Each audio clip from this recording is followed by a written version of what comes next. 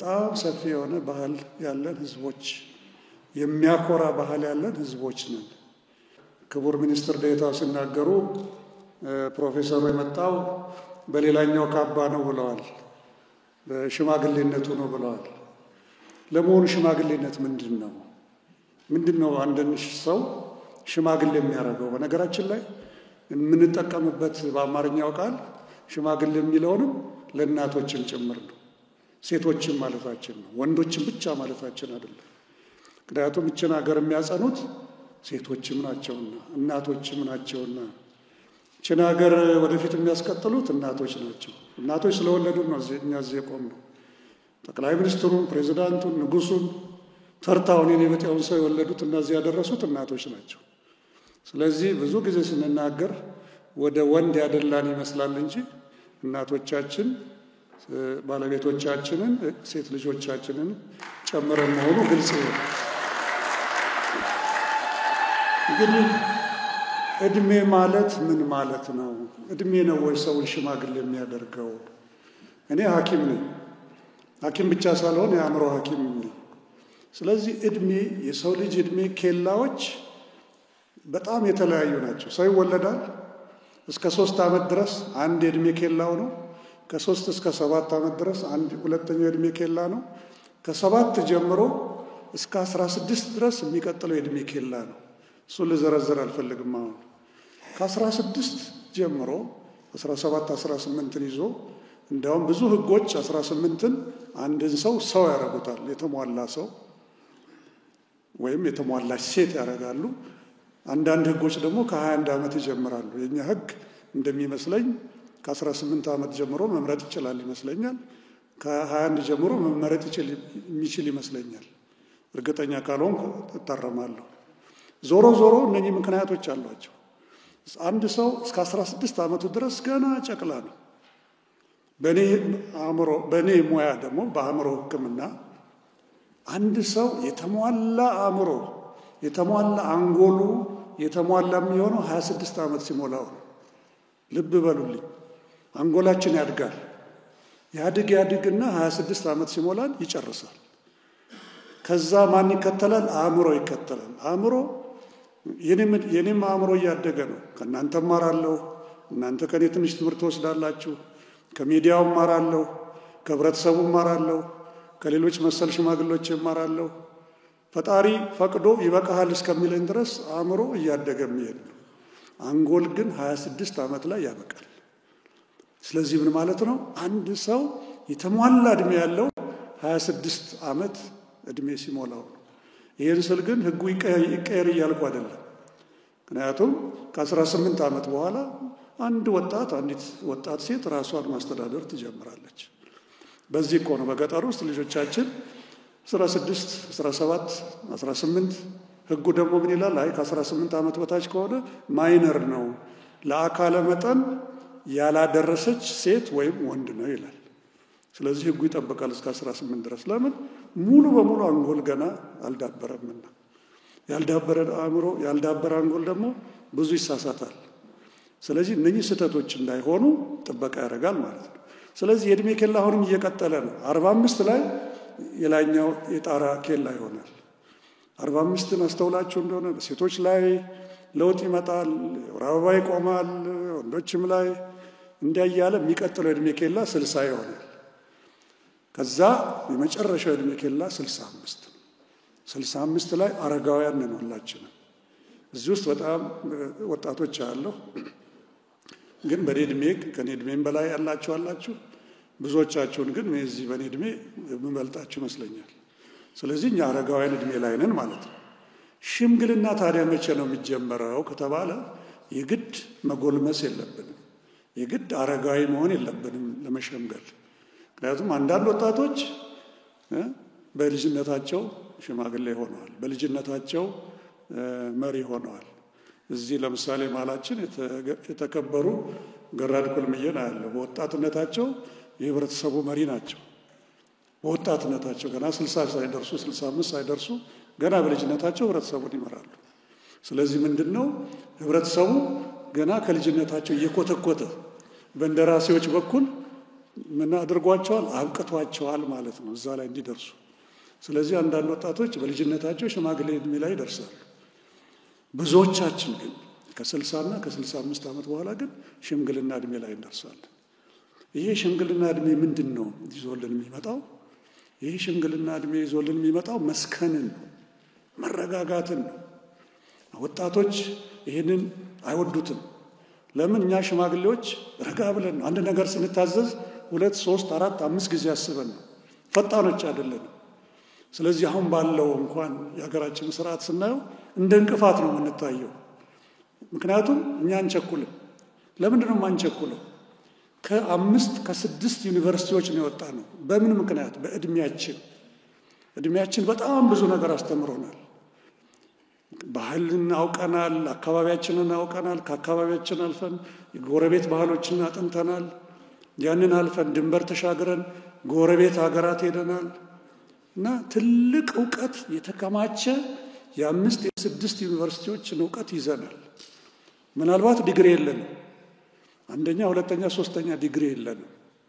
በዚህ ምክንያት ግን ሀገራችንን ግን እዚህ ያደረስናት ግን እኛ ነን። ማንን? እኛ አረጋውያን፣ እናቶች፣ ሽማግሌዎች። በአንድ ወቅት የኢትዮጵያ ሀገራዊ ምክክር ኮሚሽን እንደተቋቋመ የመግለጫ ሰጠውኝ በሚዲያ ላይ እና ከውጭ አንድ ሰው እኔን ተችተው ጻፉ። እሳቸው የጻፉትን ደግሞ አንድ ዘመዴ ከአሜሪካን ሀገር ላከልኝ። ኧረ እንዲህ ትባላለህ የተባልኩት ምንድነው? ይሄ የኢትዮጵያ ሀገራዊ ምክክር ዋና ኮሚሽነር ስራውን የሚያውቀው አይመስለኝም። ለምን እንዴ ማዳበሪያ ይላል። ማዳበሪያ እኮ የኢትዮጵያ አጀንዳ አይደለም። አሁን ማዳበሪያ የኢትዮጵያ አጀንዳ ሳይሆን በዛው በወረዳ ውስጥ የሚፈጸም አስተዳደራዊ አጀንዳ ነው። የኢትዮጵያ ችግሮች አሉና ሰውየው 1 2 3 4 ብለው እናንተም ምን የምናውቀውን ዘረዘሩ። ከዚያማ የኢትዮጵያን ችግር ሊፈታ የሚችለው ምሁሩ ነው። የኢትዮጵያን ችግር ሊፈታ የሚችለው የተማረው ልሂቁ ነው። ስለዚህ ልሂቁ ነው አጀንዳውን እነኝን ይዞ መጥቶ መነጋገር ያለበት ብለው ጻፉ። ይሄን የጻፉት ሰው በጣም ትክክል ናቸው። የኢትዮጵያ ችግሮች 1 2 3 4 ብሎ እናንተም በጠይቃችሁ የምትመልሷቸው ችግሮች ሁላችንም ፍንትው ብሎ ይታወቀናል። ያን ችግር የሚፈቱት ግን የሃይማኖት አባቶች አይደሉም። ለምን? ዲግሪ የላቸውም። ያን ችግር የሚፈቱት የሀገር ሽማግሌዎች፣ አባገዳዎች፣ ሀደ ስንቄዎች አይደሉም። ዲግሪ የላቸው። ዲግሪ ያላቸው ሀደ ስንቄዎች ሊኖሩ ይችላሉ። ግን ይህንን ችግር ሊፈታ ኢትዮጵያን ችግር ሊፈታና ወደፊት ሊያስቀጥሉት የሚችሉት ግን ምሁራን ናቸው፣ ልሂቃን ናቸው ብለው ነው የጻፉት። እውነት ይመስላል። የኔ መልስ ግን አልመለስኩላቸውም፣ ግን አስተምርበታለሁ በየጊዜው። ኢትዮጵያን ለ1000 ዓመታት እነኚህን መንግስታት እዚህ ድረስ ያደረሷቸው ማን ናቸው? ባለ ዲግሪዎቹ ናቸው? 2 3 ዲግሪ ያላቸው ናቸው? ወይስ የሃይማኖት አባቶች፣ የሀገር ሽማግሌዎች፣ ቅድም የጠቀስኳቸው በየቦታ ያሉ ጋራድና ሱልጣኖች፣ ካላዎች ሌሎቹ ናቸው የሚለውን ነገር በትክክል መረዳት ያስፈልጋል። ስለዚህ በዚያን ዘመን አሁን እንደምንለው አይነት ፎርማል ኤጁኬሽን ወይም ደግሞ ትምህርት ቤት ተገብቶ የሚያዝበት የዲግሪ አካሄድ አልነበር። አዎ መድረሳዎች አሉ፣ የቄስ ትምህርት ቤቶች አሉ። በእነኛ ትምህርት ቤቶች አገራችን ፊደሎች ቀርጸው የሃይማኖት እምነት ቦታዎችን አዘጋጅተው ትልቅ ሃይማኖታዊ ባህሎችን ትተውልን ሄደዋል። በ1000 ዓመት የሚቆጠር የቅዱስ ቁርአን መጽሐፍ አለ። ከዛ በላይ ደግሞ የሚቆጠር መጽሐፍ ቅዱስ አለ። ቤተ ክርስቲያን በ350 ዓመተ ምህረት ነው ለመጀመሪያ ጊዜ አፍሪካ ክርስትና ምን እንደሆነ ሳያውቅ ክርስትና የተጀመረው ኢትዮጵያ ውስጥ ነው። ቤተ ክርስቲያን የተቆረቆረ ለመጀመሪያ ጊዜ በአፍሪካ ውስጥ ምናልባትም በዓለም ውስጥ ቀደምት ከሚባሉት የተቆረቆረው ኢትዮጵያ ውስጥ ነው። እስልምና ራሳቸው ነብዩ ባሉበት ጊዜ በተደራጀ መንግስት ውስጥ ለመጀመሪያ ጊዜ ኢትዮጵያ የገባው ከአፍሪካ ውስጥ ምናልባትም ከዓለም ልታረም ይችላል ኢትዮጵያ ውስጥ። እነኚህን ታሪኮች እየመራ እዚህ ያደረሰው ማን ነው ብትሉኝ ሽማግሌዎች፣ የሃይማኖት አባቶች፣ ቅድም የጠቀስኳቸው ተቋማት ናቸው። ስለዚህ ቅድም የጠቀስኳቸው ሰውዬ የልሂቃን እና የምሁራን ስራ ነው በሚሉበት ጊዜ ትልቅ ስህተት ተሳስተዋል። ምንድነው ይሄ? ትምክህታዊ አነጋገር ነው። ሰላምን ማስፈን ሚና ለዘመናት ይዘው የኖሩት የኢትዮጵያ ሀገር ሽማግሌዎችና የሃይማኖት አባቶች ወይም መሪዎች ናቸው። እንግዲህ እንደዚህ ከሆነ ምንድነው ልሂቃንና ምሁራን ለሀገራችን ምን ሰሩ? እኔ እዛ ልሂቃንና ምሁራን ከሚባሉት ውስጥ አልፌበታለሁ፣ እዚህ ደርሻለሁ። ልሂቃንና ምሁራን ለኢትዮጵያ ምን አመጣን ተብላችሁ ብትጠይቁኝ ንስሐ ምገባ ነው የሚመስለኝ፣ የምንዘዝ ነው የሚመስለኝ፣ ጥፋቴን ማመን ነው የሚመስለኝ። ለምን በልጅነቴ መሰለኝን ትልልቆቹን ተከትዬ ለኢትዮጵያ የሚጠቅማት ሶሻሊዝም ነው፣ ኮሙኒዝም ነው፣ ሃይማኖት ምን ያደርግልናል? ሃይማኖት ማለት መርዝ ማለት ነው። ሰዎች በአንድ ስርዓት ስር ለአንድ ንጉሥ ስር እንዲገዙ የሚያደርግ ነው። ፈጣሪ ማለት እኛ ነን፣ የምንፈጥረው እኛ ነን። በቁስ አካላዊነት መገዛት አለብን፣ እሱ ነው የሚሻለን። ስለዚህ ሶሻሊዝምን ኮሙኒዝምን ወደ ሀገራችን ማምጣት ይገባል ከሚሉት ውስጥ አንዱ ነኝ። ይሄ ለእኔ ኑዛዜ ነው፣ ግን መሪ አልነበርኩም። ስለዚህ ልሂቅና ደቂቅ ልሂቅና ምሁር ለኢትዮጵያችን ላለፉት 40 እና 50 ዓመታት ምን አመጣ ካላችሁኝ ያው የምናየውን ዲግሪ ያላቸው 2ም 3ም ዲግሪ ያላቸው ምሁራን ለኢትዮጵያ ምን አተረፉላት ከተባለ አሁንም የምናየውን ነገር ነው እየመጣ ያለው። ስለዚህ የኢትዮጵያ ተስፋ አሁንም ቢሆን የሀገራዊ ሽማግሌዎች እና የሃይማኖት መሪዎች አባቶች ናቸው። ሁልጊዜ አባቶች ስንል ግን እናቶችን በጭራሽ እንዳንረሳ። ስለዚህ የሀገር ሽማግሌ ወይም ደግሞ የሃይማኖት መሪዎች እናቶች ስራ ምንድን ነው? መጀመሪያ ሽማግሌ ማለት እውቀትና ጥበብን ማህበረሰቡ በሚጠብቀው ልክ ያለው ሰው ማለት ነው፣ ያላት ሴት ማለት ነው። እውቀት ምክንያቱም አንዳንድ ጊዜ በእድሜ እኮ 70 80 ሆኖ ዘልዛላ እድሜ ያለው ሰው አለ። ለህብረተሰቡ የሚተጋ ለህብረተሰቡ የሚሰራ ከህብረተሰቡ አልፎ በጎን ላሉ ማህበረሰቦች የሚጨነቅ እና የሚሰራል። እናንተ የዚህ ተምሳሌት ናችሁ። ሌላው ሽማግሌ ሃይማኖት አባትም እንደዚሁ ሮል ሞዴል ነው። ሮል ሞዴል ማለት ተምሳሌት ማለት ነው። በአካባቢያችን ያሉ ትልቅ የሚፈሩ ልክ እንደ ኦዳው እንደ ትልቁ ዋርካ የሚከበሩ ተምሳሌት የሚሆኑ አባት አለ ነው፣ እናት አሉ ነው። በአሁኑ ሰዓት የኢትዮጵያ ትልቁ ችግር ልታረም እችላለሁ የተምሳሌት ማነስ ነው።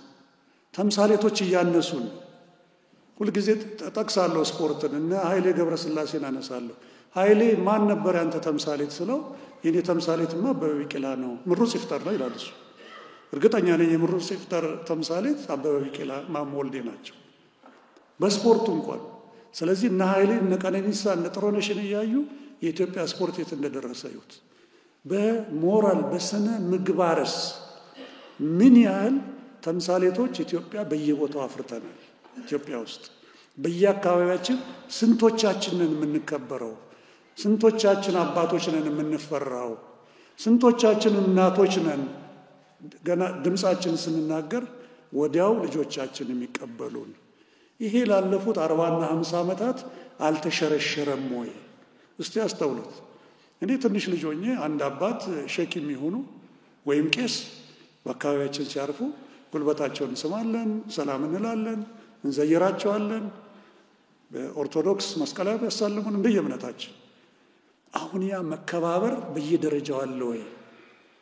አሁን እኮ ሃይማኖታችንና መሪያችን ይሄ ሞባይል ሆኗል፣ ይሄ ስማርትፎን ሆኗል። የሚያዘን እኮ ይሄ ነው። አምልክ የሚለን እኮ ይሄ ነው። ተከተል የሚለን እኮ ይሄ ነው። በዚህ ሂድ እኮ የሚለን ይሄ ነው። እዚህ ውስጥ ያሉ መረጃዎች በሙሉ ደግሞ ምን የሆኑ ናቸው? ኢምፖርትድ የሆኑ ናቸው። ከውጭ ወደ ውስጥ የገቡ ናቸው። በእኛ እምነት፣ በእኛ አመለካከት፣ በእኛ ሃይማኖት ወይም በእኛ ስነ ምግባር ለእኛ ስነ ምግባር የተሰፉ አይደሉም። ስለዚህ ወደ ትልቅ ችግር እየገባን ነው ማለት ነው። ስለዚህ የሀገር ሽማግሌ ሮል ሞዴል መምራት የሚችል አመራር መስጠት የሚችል ማሸማገል የሚችል እግረ መንገዱንም መንፈሳዊ ተጽዕኖ ማሳደርም የሚችል መንፈሳዊነትና ሃይማኖታዊነት ጎን ለጎን ያሉ የራሳቸው ትርጓሜዎች ያሏቸው ናቸው። ሃይማኖታዊነቱን ይመሩናል የሃይማኖት አባቶች፣ የሃይማኖት መሪዎች። መንፈሳዊነቱ ግን ሁላችንም ጋር ሊኖር ይገባል በተወሰነ ደረጃ። ስለዚህ የሀገር ሽማግሌ መንፈሳዊ መሆንም መቻል አለበት። እነኚህ እንግዲህ በጣም ወሳኞች ናቸው። ማህበረ ባህላዊ የሚለውን እዚሁ በሰላም ሚኒስቴር መጽሐፍ ላይ ነው የተማርኩት። ይሄ ሶሾ ካልቸራል ማለቱ ይመስለኛልና ማህበረ ባህላዊ ተቋም ስንልስ ምን ማለት ነው? እንግዲህ በባህልና በአመለካከት እንዲሁም የጋራ እሴትና ትውፊትን በመፍጠር የጋራ መስተጋብር የፈጠሩ የማህበረሰብ ወይም የሚፈጥሩ የማህበረሰብ አደረጃጀቶች ማለት ነው። እነኚህ ናቸው ሶሾ ማህበረ ባህላዊ አሉ በየቦታው። በሀገራችን ውስጥ ያሉ እሴቶችና ትውፊቶች ማህበረ ባህላዊ ትውፊቶች ምን ይመስላሉ የሚለውን አስጠንተው ነበር። እዛ ላይ ከመቶ በላይ የሚሆኑ ማህበረ ባህላዊ ትውፊቶች ሀገራችን ውስጥ አሉ። እኔ ብዙዎቹን ማቅ መስሎኝ ነበር። የገዳውን ስርዓት በተወሰነ የፕሮፌሰር አስመሮም ለገሰን መጽሐፍ አንብቤያለሁ፣ አውቀዋለሁ። ሌሎችንም አንብቤያለሁ፣ የማውቀው ይመስለኝ ነበር። ግን እንደዛ አይነት በየቦታው በየአካባቢዎቻችን ከላይ ከዛላምበሳ ጀምረን እንግዲህ ዛላምበሳ አሁን ጫፍ ስለሆነ ነው። በፊት ከዛ በላይ መሄድ ነበርና እስከታች ምዕራብ፣ ምስራቅ፣ ደቡብ፣ ሰሜን ብንሄድ የተለያዩ ማህበረ ባህላዊ ትውፊቶች አሉ። ይሄ ምንድነው? እርቅን በማስፈን ግጭትን በመከላከል ግጭት እንዲያም ሲል ጦርነት ከደረሰ በኋላ ችግሮችን በመፍታት እነኚህ የታወቁ ማህበረ ባህላዊ ትውፊቶችና እሴቶች ያሏት ሀገር ናት ኢትዮጵያ። ይሄ ደግሞ እጅግ በጣም የሚያኮራ ነው የሚሆነው። ሽማግሌም ሆኜ ነበር። አሁንም መመለስ አይቀርም ወደ ሽምግልና፣ ምክንያቱም ስራዬ ነው። ሰላም ማምጣት ከኔ እድሜ በኋላ የሚጠበቅ ነው። ከዚህ በኋላ የሚጠበቅ ነው። ውርስ ሊሆን የሚገባው ምንድነው? በሀገር ላይ ሰላም እንዲሆን፣ ህዝቦች እንዲፈቃቀሩ ማድረግ፣ ህዝቦች እንዲተዋወቁ ማድረግ፣ እንዲዋደዱ፣ እንዲከባበሩ ማድረግ። ምክንያቱም በዚች ሀገር ያለን ህዝቦች ያንዳችን ባህል ካንዳችን በምንም አይነት አያንስም። ያንዳችን ሃይማኖት ከሌላችን በምንም አይነት አያንስም። ምክንያቱም ሁላችንም የዋቃ የእግዚአብሔር የፈጣሪ የአላህ ተገዢዎች ነን ብለን እናምናለን። 98% ኢትዮጵያውያን በአንድ ሃይማኖት ስር ያሉ ናቸው፣ ፈጣሪን የሚያከብሩ ናቸው ተብሏል። ለፈጣሪ የምንገዛ ሰዎች ከሆን የምንከባበር፣ ሌላውን በትክክል የሚያከብር፣ የሌላውን ባህል የሚያከብር፣ የሌላውን ትውፊት ለማወቅ የሚታትርና እንዲያም ሲል የሚያከብር የሚከውን መሆን መቻል አለብን። እነኚህ ማህበረ ባህላዊ ተቋማት የሚጀምሩት ከቤተሰብ ነው። ጠንካራ ቤተሰብ፣ ጠንካራ ወላጆች፣ ጠንካራ ቤተሰብ ያለውና ያንን ያህል ጠንካራ የሆነ አካባቢ ከባባዊ ማህበረሰብ ያለው ህዝብ በጣም እድለኛ ነው። ለምን? እዛ ውስጥ መከባበር አለ። እዛ ውስጥ ፈሪሃ እግዚአብሔርነትን አለ፣ ፈሪሃ ፈጣሪነትን አለ። እዛ ውስጥ ለሰዎች ማሰብ አለ። ለሰዎች ብቻ እኮ አይደለም፣ ለእንስሳት ለተፈጥሮ ሁሉ ማሰብ አለ። እንደዚያ ከሆነ ደግሞ ምን ይሆናል? ያ ወደ አገር እያደገ ይሄዳል። ያ ወደ አገር በሚሄድበት ጊዜ ለማወቅ ይሞከራል። አንድ ትንሽ ምሳሌ ልንገራችሁ። እኔ ኔዘርላንድ የሚባል ሆላንድ የሚባላል እዛ ሀገር ነው አንደኛውን ትምህርቴን የተማርኩት የአእምሮ ሕክምና። አንድ ቀን የኔ አስተማሪ ቤቱ ለመጀመሪያ ጊዜ ምሳ ጋበዘኝ እና እሺ ብዬ ሄድኩኝ። ትንሽ ስጦታ ብጤ ይዤ። እኔ ከመድረሴ በፊት የእሱ ልጆች ኮምፒውተር ውስጥ ገብተው ትንንሽ ልጆች የ9፣ 10 እና 11 ናቸው። ስለ ኢትዮጵያ ምንነት ለካ ሲያጠኑ አድረዋል እኔን ለመጠየቅ። ስለ ኢትዮጵያ ምንድነች? የት ነው ያለችው? ህዝቦቿ ምን አይነት ናቸው? ብዙ ነገር። በኋላ እንደ አጋጣሚ ስደርስ ሰውየው ምን አለኝ? መስፍን አንድ ችግር ደርሷል ቤትና ምሳ ትንሽ ይዘገያል። ለምን? ሀዘን አለ። የምን ሀዘን? ልጆቹ ተክዘዋል። ለምን? በጣም የሚወዷት ወፍ ሞታ የቀብር ስነ ስርዓት ይፈጸማል። እኔ ውስጤ ምን እንደሚመላለስ ታውቃላችሁ? ወፍ እንኳን ወፍ እኔ በአገሬ ሰውም መንገድ ላይ ወድቆ ባይ ሐኪም ነኝ። የኔ ስራ ምንድነው? ያን የወደቀ ሰው ሄዶ መንካት ነው። እውነቱን ልናዘዛው ነው። እንደው ወደ ጎን አይችል አልፎ ይችላል። ቀኒ ምን አገባኝ? ይህን ሰውዬ ብነካ ፖሊስ መጥቶ ሊጠይቀኝ ይችላል። ምን አረከው ልባል ይችላል። ምን ልል ይችላል። እንኳን ወፍ ቀርቶ ማለት ነው። እሺ ያልኩኝ እውነትም ትንሽ ቆይቶ የወፏ መቃብር ተብሏል። ልጆቹ ወፏን ይዘው እንደዚህ ወሰድን። እናትየዋም አባትየው ከኋላ ተከትለን።